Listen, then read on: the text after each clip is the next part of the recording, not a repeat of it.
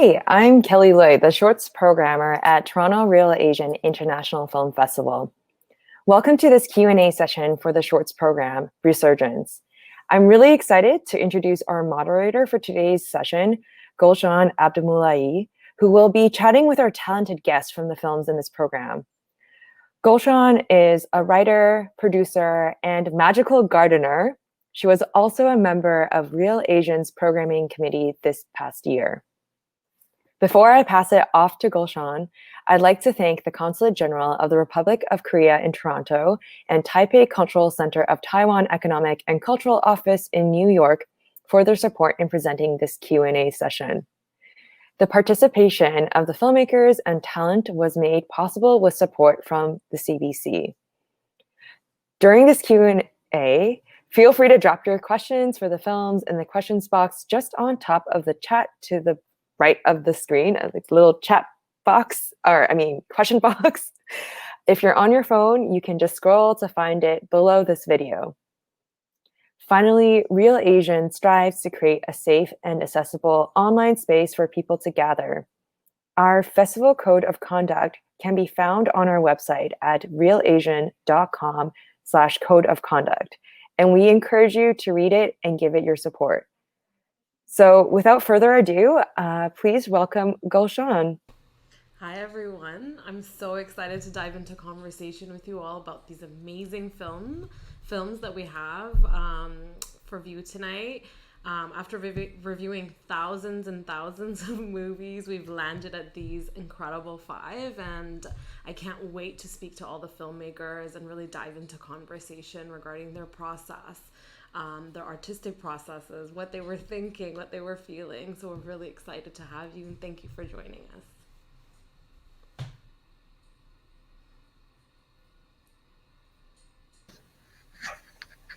Hi. Hello. Hi. Oh, I'm sorry. I should have introduced Emery Johnson, who directed the incredible film Bind.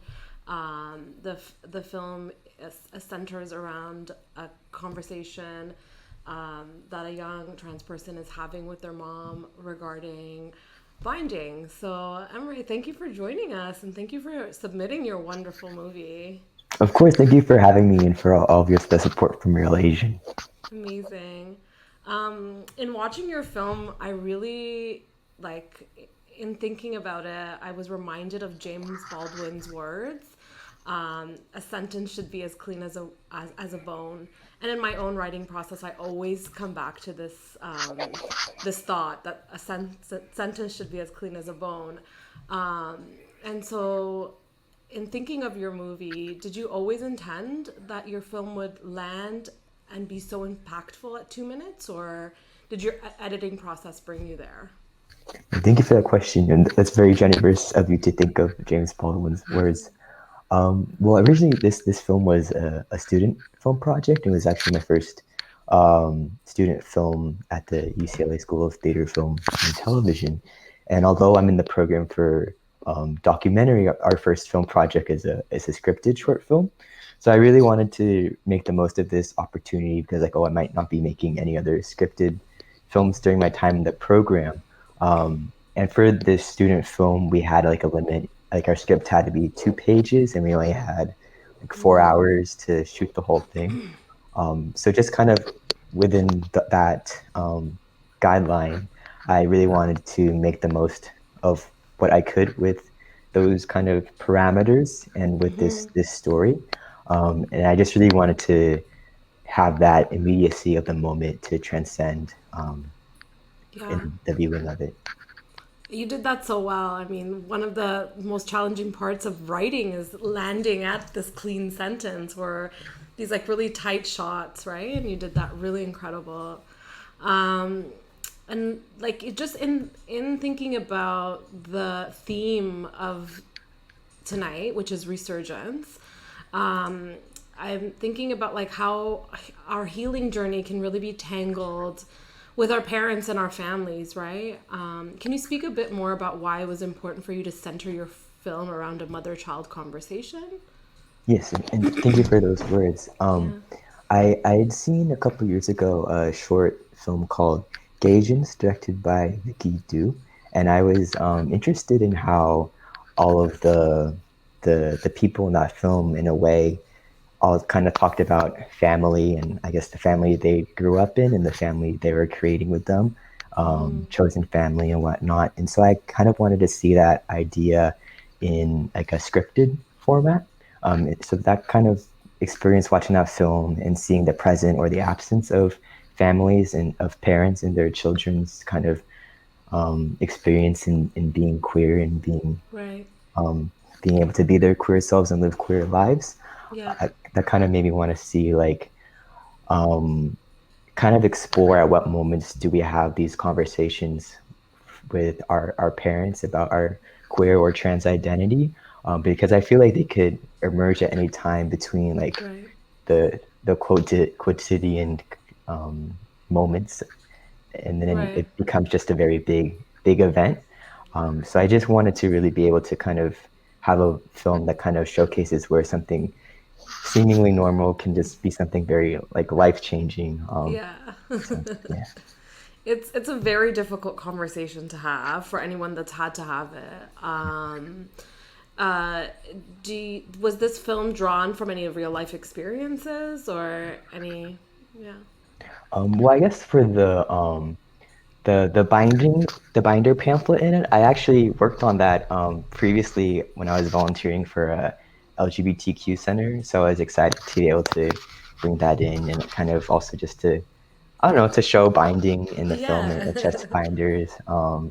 And I think the opening scene with the shots of the statues and that feeling of disembodiment and I guess Right. oppression of like cis normative bodies. I think that was just kind of an experience I had, just kind of like walking everyday life, like trans Right. non-binary folks, like kind of experience the world in different ways. So I wanted to be able to kind of cinematically portray that dysphoria.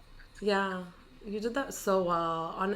You should be very proud of this film. I think Thank you so much. it really gives a voice to folks that are binding, and like it's rare that we see this kind of thing in film, right? And to have that at the festival, just so important. It looks like we have some questions coming in. The first question for you is, can you share a bit more about how you worked with your actors for this short? Yeah, so for this short, the I was really lucky in the casting process. For the role of the mother, we did like a Skype interview. She was in New York at the time, and then she came back Wow. to California. Yeah. But this was a USA production, and I was having some difficulty finding like a trans actor because I really wanted a trans actor to be in this role. And actually, a friend had shared it with another person, and I guess like the trans non-binary network I was Right. in. So we were able to have Hua Chai join the cast. But for the most part, we just kind of had primarily discussions about the characters. We had a few rehearsals and just kind of introducing them to this space we were going to shoot the film in, and kind of just talking about um, how our surroundings could impact our affective experience of the world. Right. And I think as more and more stories like this come to the forefront, filmmakers are going to develop more tools to kind of tell these stories, but also support their casts, right? Do you think that you gained any of those tools, like from this experience? Is there anything you can share? Yeah, I think like being I guess a trans director, I'm like it's very important that we do names, we do pronouns, Right. land acknowledgements. But I think what I forgot was like I forgot to tell people where the all gender restroom was like during our shoots. I feel like even Yeah. these things I forget about it. But Yeah. I was like really intentional about wanting like trans identified production assistants to join us on set, and they actually were. I was glad we had a comfortable set where they were comfortable kind of speaking up and sharing where they were, and like people being willing to accompany people to restrooms and stuff like that. I know Yeah. like probably not all sets have those accommodations or intentionally think that far ahead. So I was really Right. appreciative on having a very supportive the crew and a That's brave cast. incredible. Yeah. Thank you for sharing that, and Of thank course, you thank for you so much. being here with us. Are there any more questions that are coming through, or is that it for Emily? Is there any final words you'd like to add about your film, or anything that you want to express? Just thank you for having me. It was a really nice being part in conversation with you. So thanks, Oh, Goshan. same. There's a comment that's come through for you. And the person is saying, thank you so much for sharing such a meaningful film. It's really nice to hear the process and intention that went behind the film, too. Oh, thank you for seeing that. I really Yeah. appreciate it. The work you're doing is so important, and I hope you keep making films, and I'm excited to see what else you have coming. Thank you. Thank you. Thank you so much for joining us. Thank you. Thanks for having me. Have a Bye. great night. You Stay too. safe.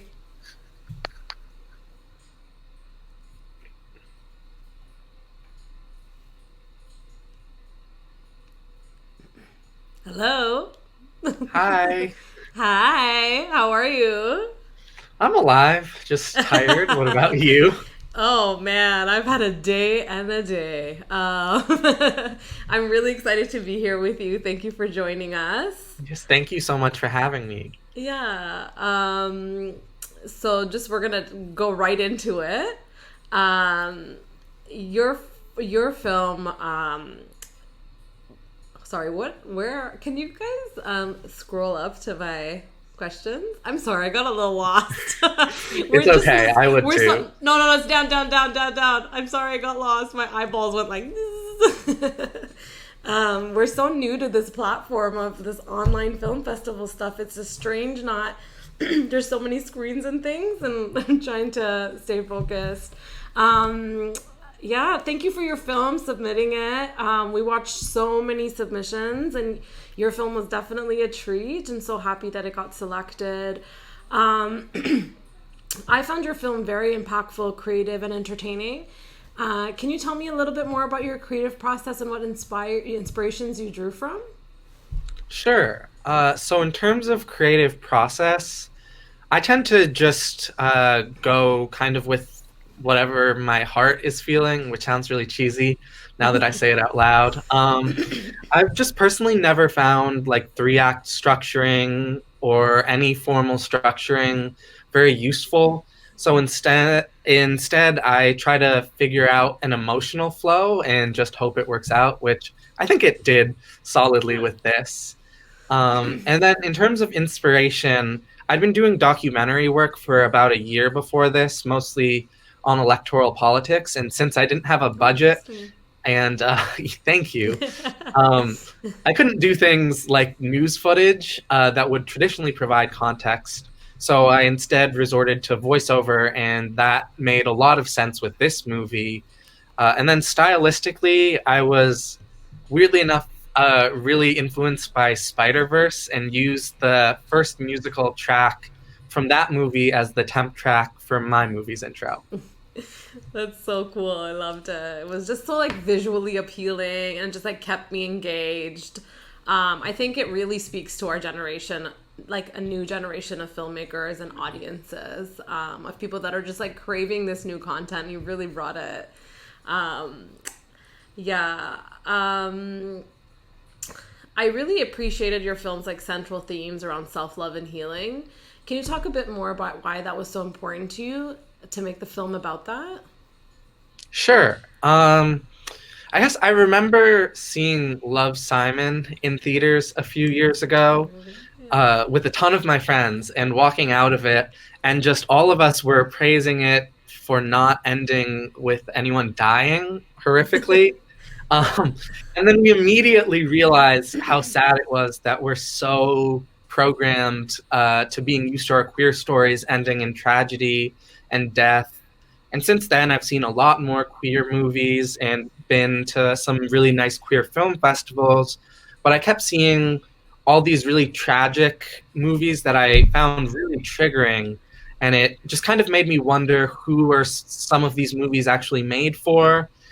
Because I don't think queer people or any marginalized people really need to be re-traumatized in the most like horrifying, graphic ways possible.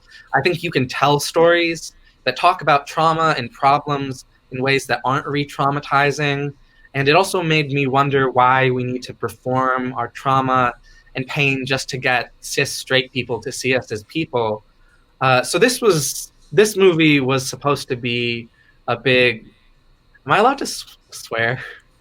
I mean, I'm okay with it. Okay, I'm just gonna say screw you to that, just in case people aren't. And just at the time, I was going through, I guess, like my first positive streak in life for a very long time, and seeing how all of that connected with my experiences as a trans woman just kind of helped make this movie cohere. That's incredible. I really hear you on that. I also find that Hollywood overall is obsessed with trauma. In particular, when it comes to marginalized communities, I think it's even more magnified. So films like yours are so important.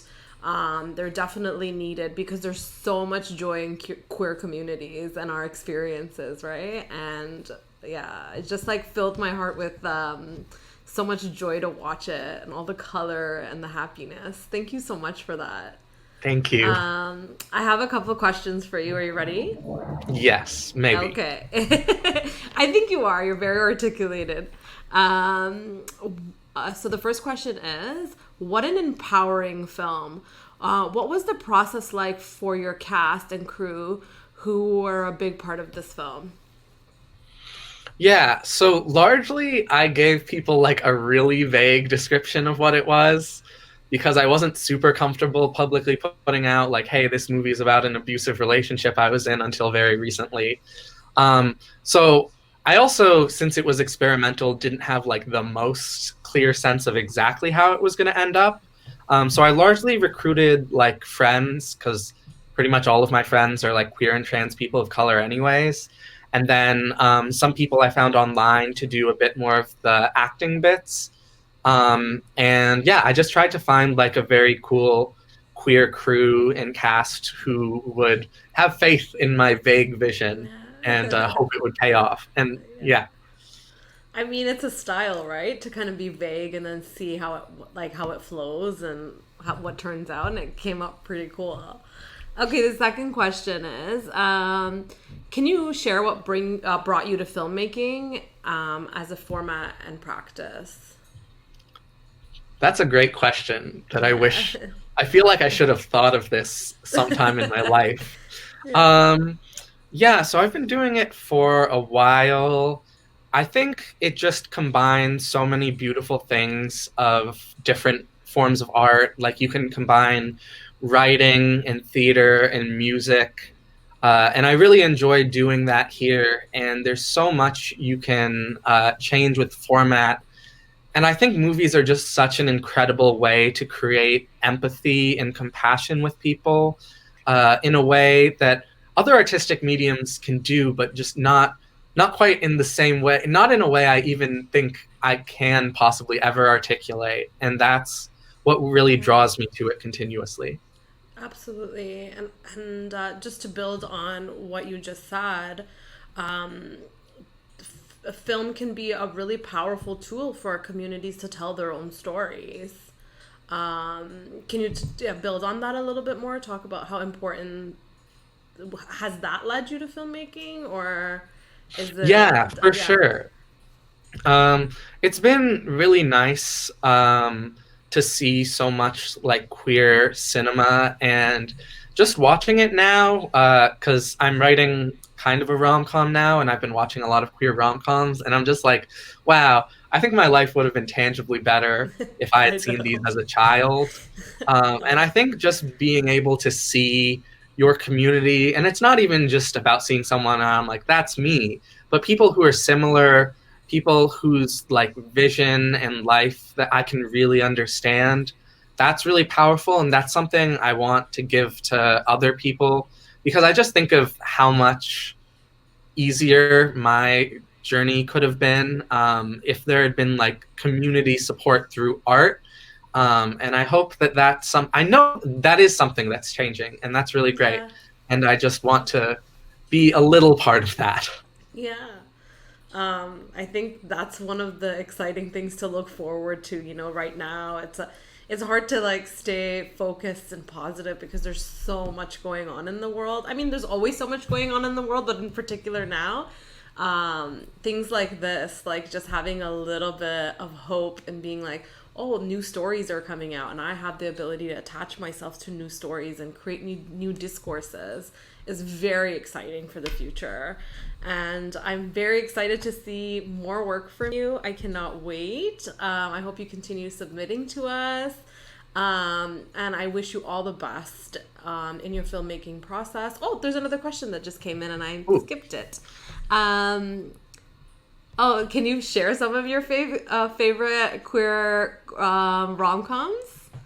Yes. So right now, I'm really obsessed with The Half of It and Imagine Me and You.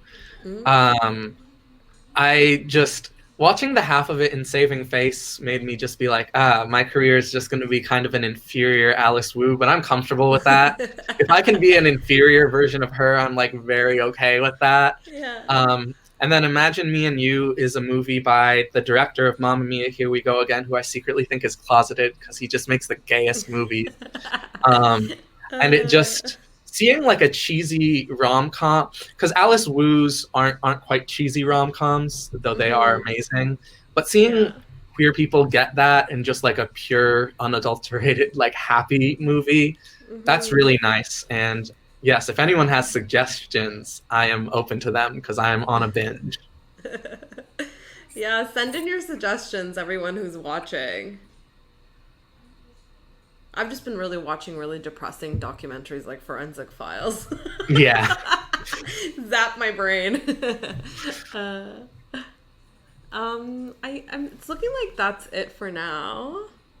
Okay, great. But yeah, thank you so much for joining us and just like sharing, like, I always say like sharing your artwork is like sharing your gizzards, like your insides. And I think it takes so much bravery and the courage that all you filmmakers have displayed in submitting your film and actually just trying a thing. I always say like congratulations on completing anything because you tried a thing. So thank you so much. Have a great night and stay safe. And I hope we get more submissions from you in the future. Thank you. Yeah, thank you. Bye. Bye.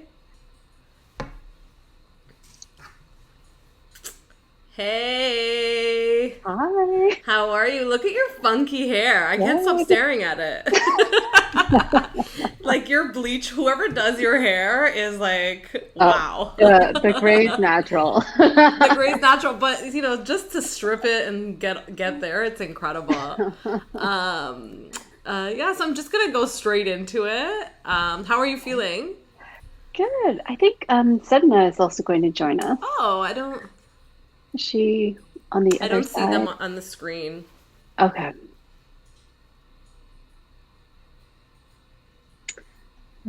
Should I text? Sure. Yeah.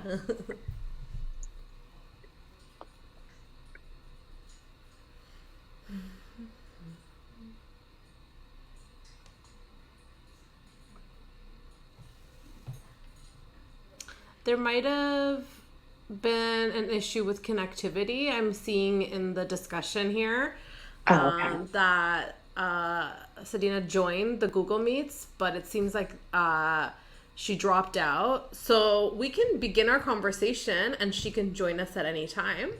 Okay. That Like sounds if she good. pops in, and then we can maybe like even give a pause. We can give a pause for her to join because we want her to be a part of the discussion. For sure. Anyhow, thank you for coming. How are you feeling today? I'm not bad. I'm super excited. It's I'm just really grateful that Real Asian was able to pivot and be online, and it's so important just to still have access to all these amazing films. Yeah. Yeah, definitely. When we came together as a committee to watch all the shorts, I think I wasn't a part of it last year, but this year was all online meetings. So it's definitely a challenge not seeing your colleagues and just like being behind this screen all day. So your film really had me laughing. It was hilarious. Oh, good. Can you tell us a little bit about why you think comedy is important in centering the experiences of BIPOC women in the workplace? Yeah, I mean, it's just so easy to get really disheartened or depressed, just thinking and talking and experiencing all of the, oftentimes toxic work environments or racism and microaggressions that we face. And I thought it would be really fun. Yeah. Fun just to make it into something funny, that we can laugh about, because sometimes that's the best way just to heal and also to get through to people. Absolutely. Laughter is so healing. Like, I could be having the shittiest day and then like my mom or someone cracks a joke and I'm like, it's not all that bad. I also love like the romance and the crush between Super Z and the woman in the office. I love that little thing that you put in there. So I really appreciated that your film central themes. Sorry, I'm reading the wrong question from the wrong movie. Guys, can we scroll up? I'm sorry. It's just like all these words. Like bullshit to answer to. Yeah, you could have. I mean, it's all about joy, resurgence, happiness. Yay! Oh, hey! How are you? We're so happy you could join us. I'm glad to be here too. Thanks for having me. Yeah. So the first question that I had asked Natalie was why it's so important to use comedy to tell these stories that BIPOC women face in the workplace, these microaggressions, like, using comedy. Like, why was it important to use comedy to tell the story, basically? If you want to chime in, you don't have to, but it's the question that I asked. Yeah. I think comedy is an underused form to be able to address oppression. I think things can get so serious a lot. And so I feel like comedy is such a great way for us to talk about these issues in a way that I think really accesses the heart space. Yeah. Absolutely. Because we have to be able to laugh. I feel like activism can be so serious all the time. We're just like, oh my God, we're using all these words that only half of us know what they mean. And so when we use comedy to address these things, I feel like it opens people up more to the fullness of our humanity. Right. And there's like, what I'm really kind of getting from what both of your responses is that there's an accessibility in comedy. Where it's like we can all kind of understand it or relate to laughter. And it's kind of like laughter breaks boundaries in a way and brings us together. That's really nice. I made I had a glass of wine, so I'm like, oh. So was it your intention to show us that stepping outside of ourselves requires bravery? To make us question where we draw our power from? Yeah, I guess it was more about accessing your own power rather than stepping outside. It's like feeling it and getting it from within. And I think, I really kind of modeled this character after Sedna, who herself is an activist and is really inspiring to me. And that, I think, kind of was the character as well. Right. So a real life superhero. I don't know about that. I think so. I feel like, I don't know. I did Google you in trying to, and I feel like we've met before. I was like, oh, this person looks very familiar to me. Yeah, I feel like we met before as well, 100%. Yeah, but yeah, a real life superhero. That's amazing. I have a question that's come in, so I'm just gonna read it out. The person saying, thank you so much for this film. This is going to be a film that I'll reference to my friends. Are you considering to create future episodes for Super Z? We definitely want to, for sure. We see it as like a longer series and just looking for the right and funding. Yeah, absolutely. Do you think it'll be like a web series? Will it like live online? Yeah, I think it could be a web series. I think it could also be a half hour. The time seems right now. So we'll Right, it see. does. It definitely does. Definitely, we've not tried, but it's Super Z's been in several festivals, which is really wonderful. And I feel like the response has been so positive. So I feel really inspired. I think to help the team and support the team in getting this to become a web series, because there's already so much material written. So I'm just like, this is so close to being ready. So this is kind of where we're at with it. Yeah. Do you think that the other character, the boss, sorry, I forgot their name in the movie, Sparkle? Sparkle, sorry, yes. Yeah. Do you think Sparkle will also go into costume and like surprise us? Who knows? Who knows? I mean, it's Hint, interesting. hint. I know. It's like, it's interesting, this idea of the superhero as a metaphor for bravery and courage, as you talked about. Like, eventually, it's like, do we need the costume eventually? Do you know what I mean? Like, can we do it without the costume? Like, I'm even just thinking of Natalie. I know that she says that I'm a superhero, but I feel like she's a superhero in such a big way, too. And I'm just like, I know, Natalie, you're not the most like extroverted person, but you have such like a quiet strength and courage about you to say the things that need to be said and to push for the change. So it's just like, we can all wear a cape and do all these things, but maybe that's not what's needed. Maybe that is a gateway to us being the people that we really want to be in the world. That's a really, like, that leaves me to ask Natalie and yourself, like, was that the point, like, was the costume almost a metaphor or an irony in, like, saying, like, it's kind of makes us imagine that the person's stepping into costume, if I'm making sense, but they're really not. That's just who they are internally. Yeah, it's sure. Like... Yeah. Oh, go ahead, Natalie. No, that's all I had to say, for sure. For sure. Well, it's the oldest story, right? In terms of like thinking of something as queer as, the Wizard of Oz. At the end, it's like, it was there all along, because it is there all along. And like in my work, even as an EDI consultant, like an equity, diversity, and inclusion consultant, I sit down and chat with folks. And many, many times people actually know what to do. And maybe it just takes someone like myself to just give them a little encouragement in the right direction, because people have a good moral compass generally. But sometimes it takes an event, it takes something to just push you to the next level, but you had everything you needed all along. And I think this idea that somehow courage is just going to come out there, or that somehow people are just born with it or they're not. Like, the more I listen and the more I learn is the more it's like, it's not. Courage is just a practice. And the more that you do it is the better that you get at it. And sometimes you just need people to push you in the right direction to do what you've always wanted to do anyway, Yeah. Well, in a sense, it's almost like if courage is a practice, then resilience is the underlining superpower, because we all have it. We have that generationally, right? Like, we got that from our grandmothers and our mothers, and just like,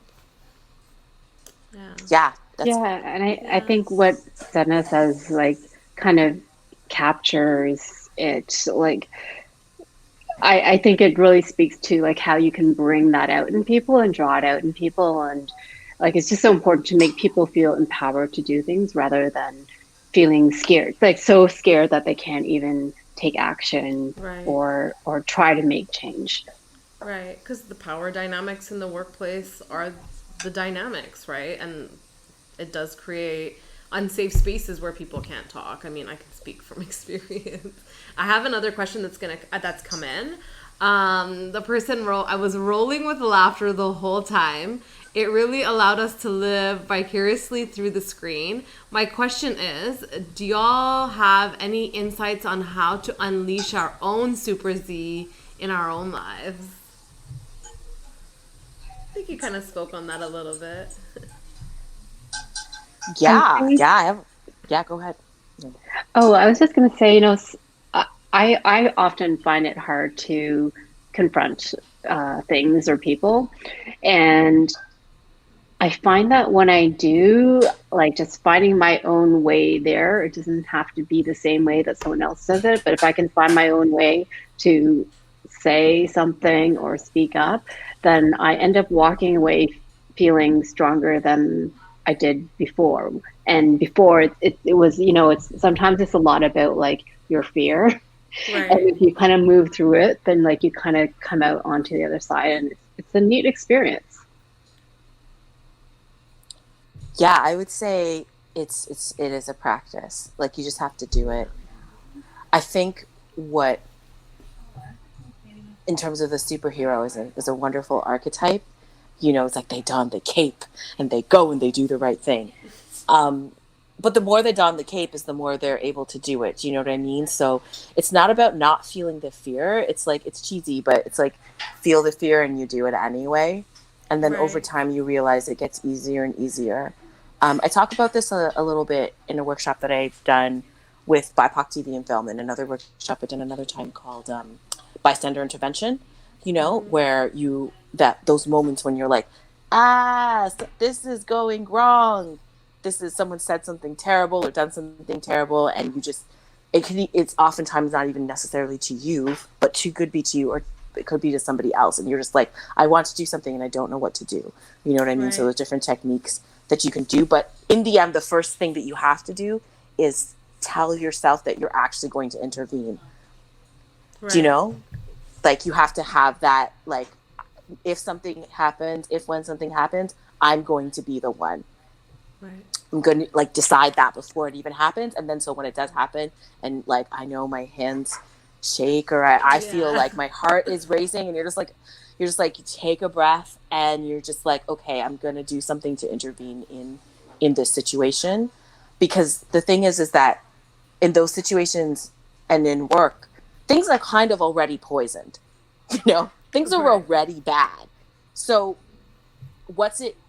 you're going to walk away harmed anyway. So you might as well speak up, because I know Right. you're going to walk away from that workplace being, that place was trash, I'm not going back. But the place was still trash. And so it didn't, Right. like, it's not going to change the fact that the place was trash, that if you spoke up or didn't, so it's really up to you to decide to do it. And I, of course, have no shade for anyone who doesn't, but like, know that the damage has already been done. And so it's just a matter of how you want to deal with it, but know that you're still going to have to do your own healing afterward. Absolutely. I think it's really the theme that, we got to show up for yourself, right? And that's a practice, and it could be a lifelong practice. Um, Thank Sometimes you. it's like doing a teeny little thing, like standing with your feet apart, like a strong stance, and it suddenly like Grr. shifts things. And, sometimes you don't even have to say anything. You just like your presence and that kind of stance will make someone, like if you're intervening. Absolutely. I think those are such amazing, such amazing feedback, and such amazing tips around how to like show up for yourself and like, embody that inner superhero. I want to thank you both for being here with us. It's been an incredible conversation. Thank you so much for your hard work, and putting a film together and even just submitting it. I think that takes a lot of courage, and dedication. So I would just want to applaud you for that. Thank you very much. Thanks for having me. Have a great Great. night. Thanks for having me. You too. Too. Bye. Bye.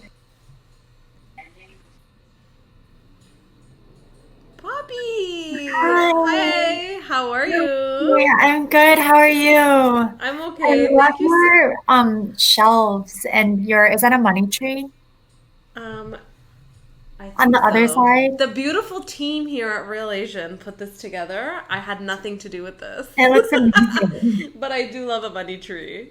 I have one right here. If I don't know if you That's can see it. incredible. So you guys are, set decorators as well. It They looks have many really skills good. here. Thank you so much for joining us on short notice. No I'm just gonna problem. just dive in quickly. I was really blown away by this film. Like, I'm obsessed with it. I think I might watch it like 4 more times. I think we all have, like, as filmmakers or storytellers, a lot to learn from this process. Originally, I had prepared the questions for Jess, so we can just like work together and see what you can answer. For sure. And you just add any extras that you feel speak to your experience as well, because I feel like you did such an incredible job in the film, and we want to hear from you. So the film was like very visually stunning, and it just felt like a visual poem.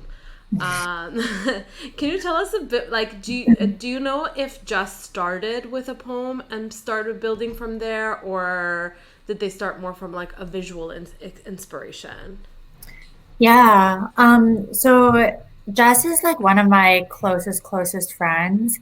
And I think it's like such a gift for us to be able to work just in the way that we do with each other, which is really collaboratively, I think with a lot of trust.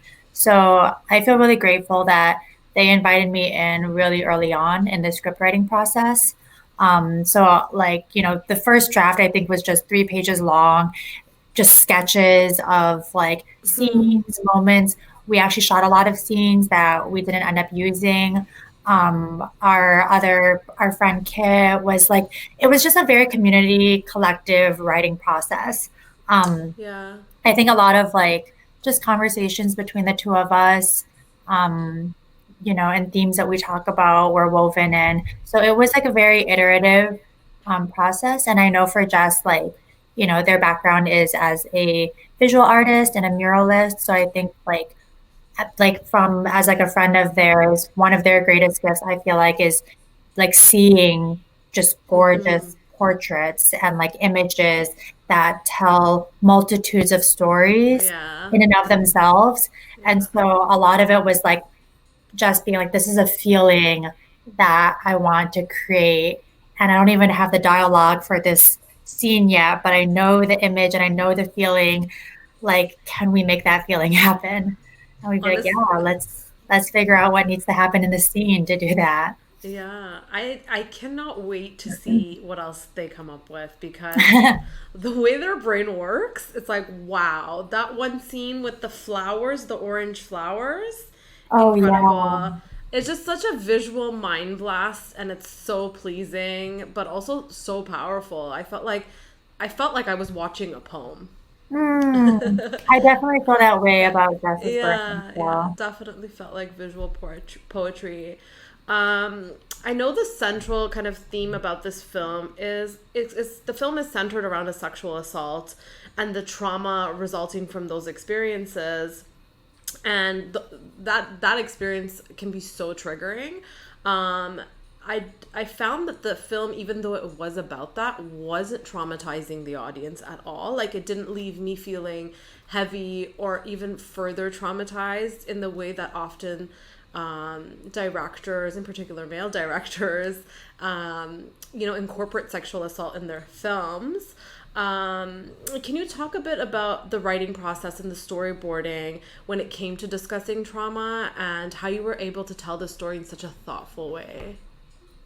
Yeah. Um, I feel like for I feel like this is a conversation that happens among a lot of like just like QT pop communities that I'm in chosen familyship and kinship with a lot of how like a lot of what we hope to see in the world in terms of art and story is actually our journeys of joy and our journeys of healing.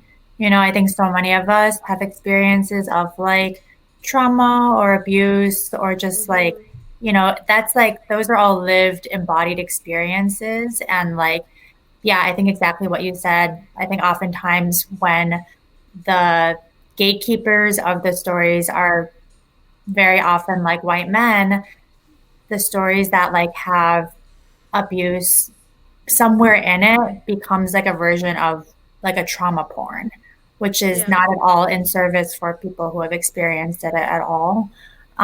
So I think with Safe Among Stars, it definitely, I think of it as almost like a blueprint of healing. Yeah. And like I know with Jess and a lot of our behind the scenes conversations and like the time traveling magical realism component of it was like what do we create the medicines for ourselves and each other to heal. And that's magic, Absolutely like literally is. in reality, that's magic. Our capacity to heal is like just the coolest thing in the world. It is. And to like center that and to sell it, like to center our like resilience, our creativity for how to heal our like, you know, just our bodies carrying us through it. Yeah. Like that felt like what was at the heart center of it. And I think like working together too, and just like trusting each other so much and being so close, our process of working through it was like, it's like sometimes when I haven't watched Safe Among Stars in a while, I sometimes can't even remember what the plot of Safe Among Stars is versus the conversations me and Jess have with each other on a daily basis, Right. of like, Because of it's just almost like campus, mirroring. yeah, exactly, like, Yeah. intergenerational healing and body Right. and pain and like resurface like emotion and trauma, and like growth and healing and evolution. I think those are just themes that are present every day for all of Absolutely. us that yeah, like wanting to show that on film, wanting to like show wholeness and not brokenness. Yeah. That felt so important, and to do it beautifully, to Yeah. feel like that it's the process of healing is like it's magic and it's so beautiful. Yeah, it's incredible. And even just like the scene where the main character says to their mom that they're ready to tell their mom why they left school. Yeah. And it really just brings tears to my eyes thinking about it, because there's so much healing in the mother wound, and Oh like my there's so many God. conversations we need to be having, or haven't had, or have had, or maybe we'll never have, right? Yeah. Depending on where we land. So it just really touched me thinking about some of the things I need to maybe talk to my mom about and be like, this is why I did this. That was my actual mom too. Oh my God. I know. Yeah, Oh. Jess was trying to cast like an actor in New York, and we had like we had a couple like callbacks with certain people and stuff, but I don't know, it ended up just being like something just wasn't clicking. And Jess was like, Yeah. what if I flew your mom out to do it? Would she be down? And she did. Your mom did such a good job. I She's a know. superstar. My mom, you're a star. But that was Watch out, you have incredible. competition. I mean, I want my mom. The limelight is hers. Yeah, And that's just how I feel too. everything I have is, on her shoulders. Absolutely. But it Yeah. was also a really cool experience for her to be here and like to just be with my community and friends and to be on set with like, Jess and Kit and to watch us tell the story. And to like, I don't know, there's some conversations that I have a hard time talking to my mom about, but Hmm. it's easier to talk to her through making art. And Wow. that I was, love that. it was really special. Right. It's like I remember one time by accident watching the film Short Bus. I don't know if you've ever seen it, with my mom. Mhm. And it's just like all live sex. And the fact that my mom like sat through that, we could have some difficult conversations after that. But I Yeah. feel like the art of that movie bridged the gap. I have a Oh, question for you.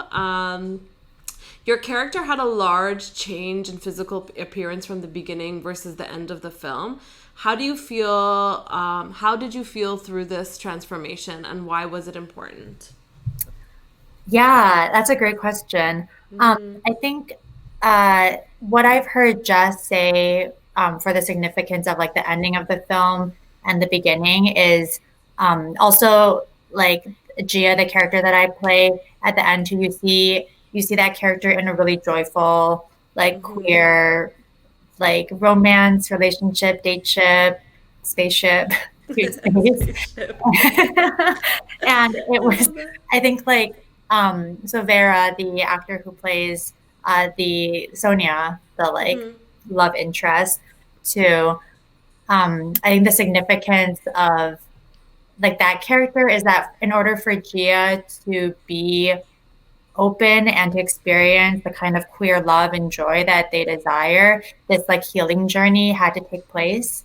And then like the end is like this kind of joyful, hopeful, like the queer love that we desire is possible, like joy amidst all of this is possible.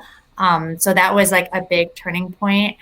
And so I think like appearance wise, like Gia's a lot more comfortable, I think, in themselves at the end of embodying their queer identity. I think earlier on, like maybe there was like a playing a more acceptable role for the mom as like the good student who's like at school.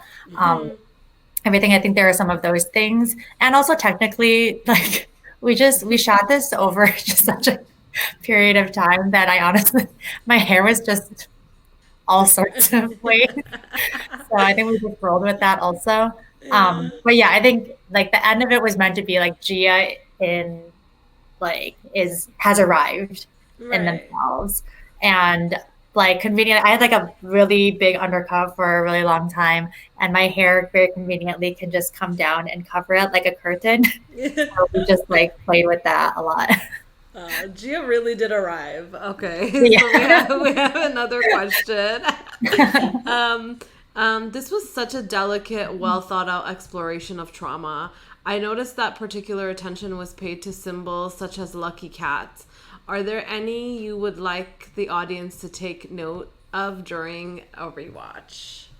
That's also a great question. Yeah, there are definitely some Easter eggs in there. I think a lot of them are just little shout outs to like our Chinese American diaspora communities of like what we like, you know, our set deco was like a lot of us, we just brought stuff from our own apartments there and stuff. Like my mom was on set too, so she was like this is what my kitchen would look like, you know, like this is what I would have here.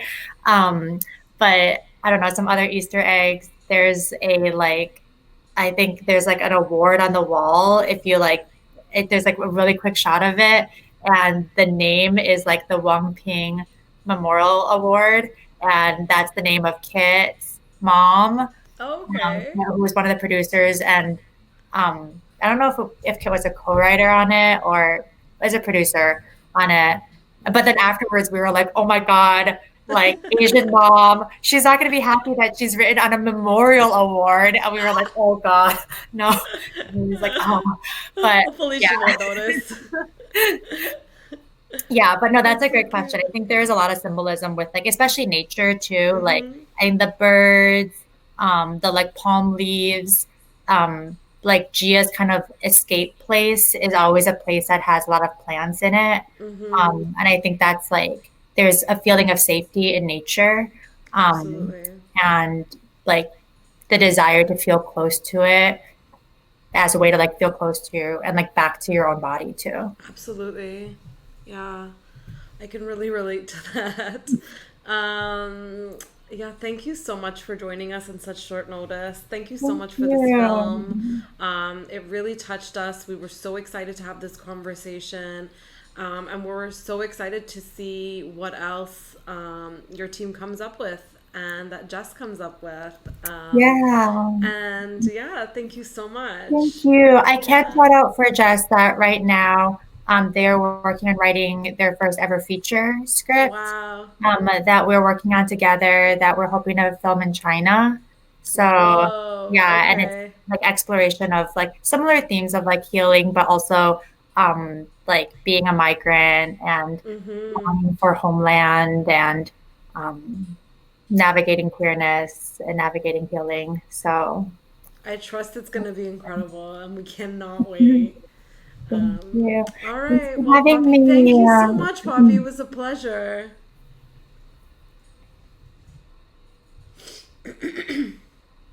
Oh my God, I've lost my voice. I'm muted, but what an amazing Q&A. Wow. Thank you, right? everyone. I enjoyed it. Yeah, and you were phenomenal. Was I so laughing on too that much? note, I'd like... sorry. Oh, wait, I need to do my final Are note. we still on? Yes, we're still live right now. I love it. That was a little behind the scenes, folks. But before we end off, I really want to thank each and every one of our guests. So thank you, Emery, Jordana, Natalie, Sedina, Poppy, and obviously Gulshan. Thank you so much for being part of this Q&A session. Yeah. If you're looking to continue the conversation for any of these films in this program, you can always hop on to our Discord channel. So the Real Asian Film Forum, which is just on Discord. I want to give a huge shout out and a huge thank you to Jamie, our ASL interpreter, and just want to make a note that this is the second day of Real Asian and the festival runs until November 19th. So this means that there's still another week of films, panels, and more discussions. So please feel free to check out our website, realasian.com, for more information.